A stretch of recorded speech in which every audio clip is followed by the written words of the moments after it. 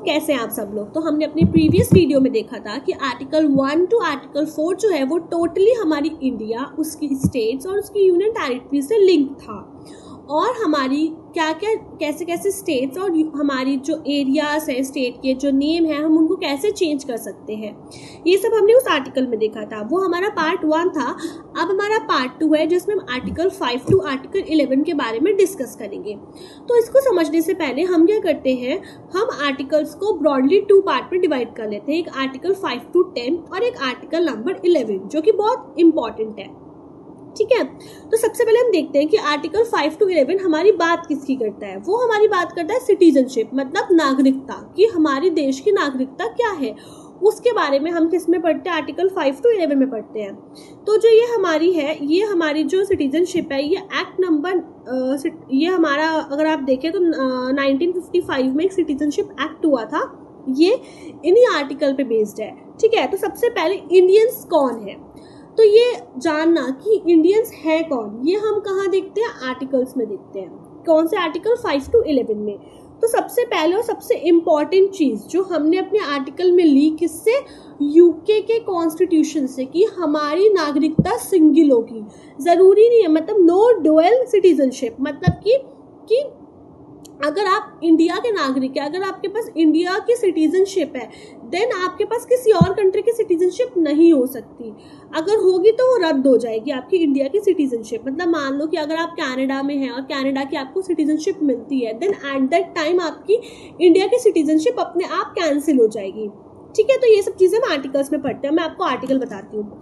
सबसे पहले article number 5। Article number 5 बोलता है कि आप इंडिया में पैदा हुए हैं, then you are Indians, simply.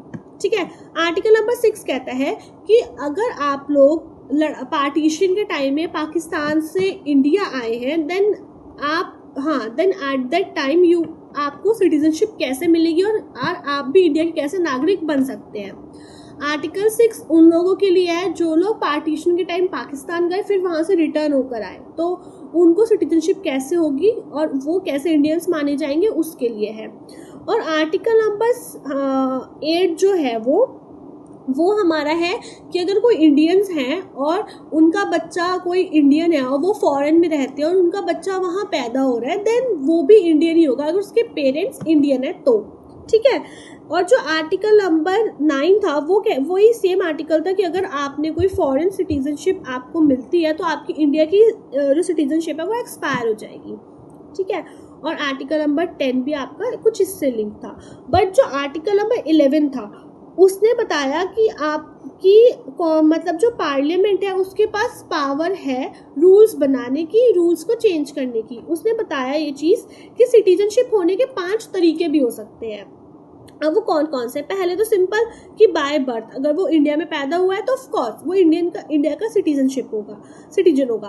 फिर नेक्स्ट सेकंड है बाय रजिस्ट्रेशन, अगर फॉर एग्जांपल आप बाहर से हैं और आपको इंडिया में आना है, देन आपको 6 मंथ वहाँ पे रहना होगा। ठीक है, उसके बाद नेक्स्ट था कि अगर आप मतलब कि इंडिया से हैं और आपके मतलब जो पेरेंट्स हैं वो इंडिया से ही हैं और आपकी पैदाइश बाहर की है, आपने बाहर पैदा हुए हो, then you are also Indian. ठीक है, फिर नेक्स्ट है कि अगर आपका कोई भी रिलेशनशिप नहीं है इंडिया के साथ, ठीक है, और आप इंडिया की मतलब नेशनलिटी लेना चाहते हैं, तो आपको यहाँ पे एक पर्टिकुलर टाइम के लिए यहाँ पे मतलब करीबन 4-5 साल आपको यहाँ पे रहना पड़ेगा।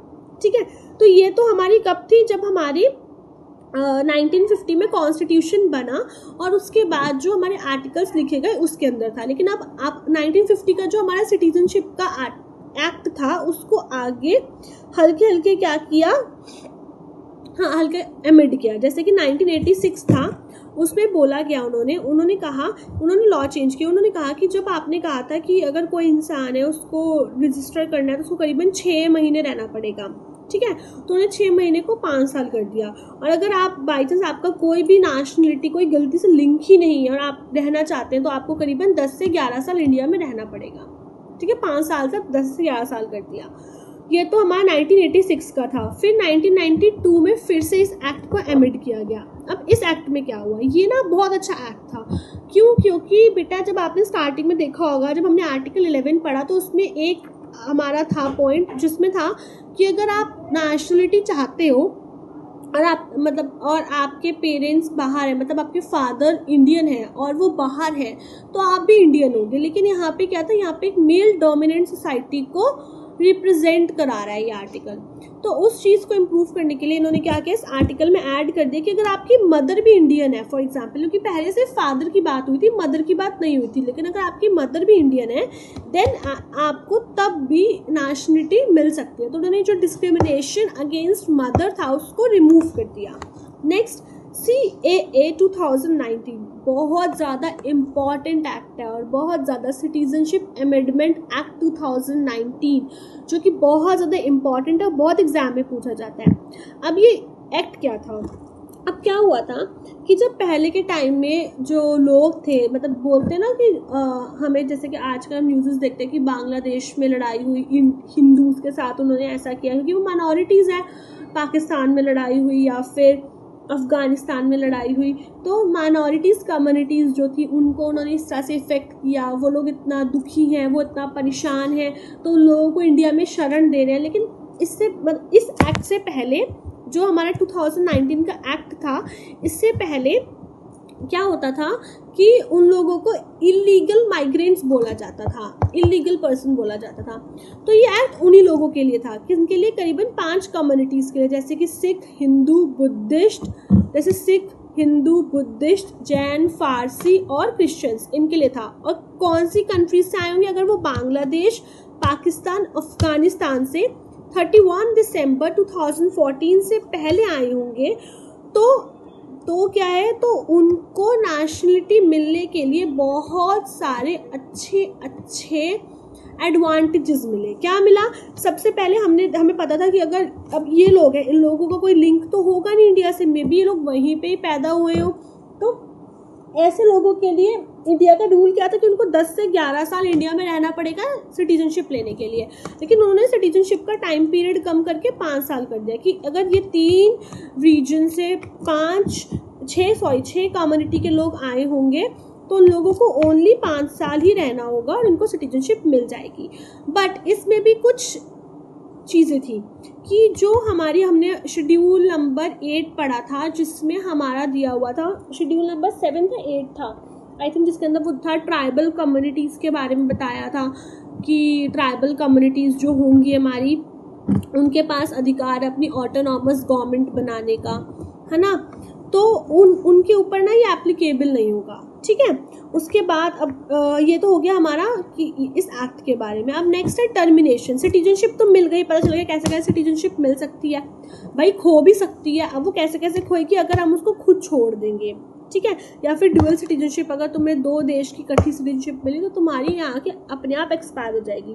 तीसरी थी, अगर आपने कोई ऐसा किया गुनाह जो आपके फंडामेंटल राइट्स या फिर देश की किसी भी रीजन को इफेक्ट करता है, तो उस टाइम भी आपकी सिटीजनशिप खो जाएगी, या फिर आपने संन्यास ले लिया तो भी खो जाएगी।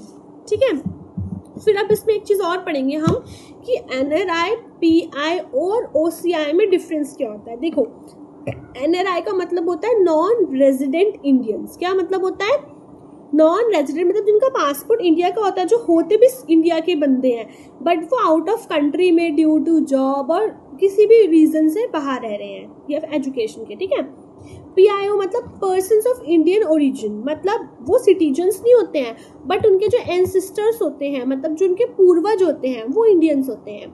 ठीक है, और OCI मतलब ओवरसीज सिटीजनशिप ऑफ इंडिया, मतलब ये PIO मतलब ऑल्सो, मतलब इनमें PIO भी ऐड है इन, मतलब OIC सिटीजनशिप ऑफ इंडिया क्या किया गया, इन्होंने सिटीजनशिप दी उनको जिनसे इन लोगों को लाइफ टाइम वीज़ा फ्री मिलेगा और ये बिजनेस और परचेज कर सकते हैं लैंड इंडिया में। So that's all about it, thank you.